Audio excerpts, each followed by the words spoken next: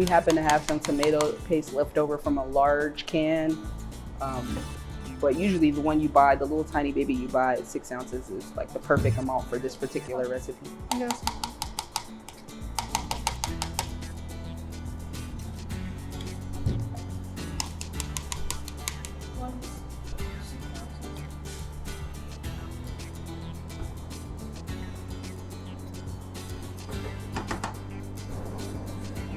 All right, so once all ingredients are incorporated, we're looking for that simmer, which is tiny little bubbles happening around the surface, not a roaring boil.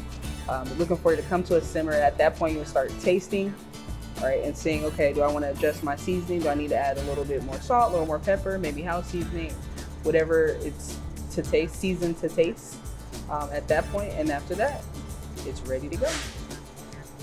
All right, y'all, we got the simmer, we got the bubbles happening. You can put the dirty spoons in there. What you think? That's good. A little more house seasoning? Okay.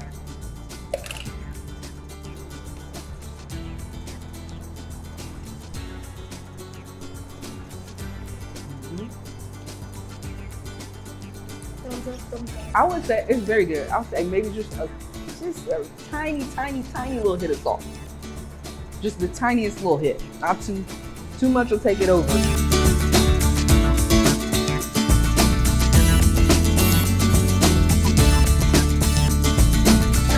G code. You know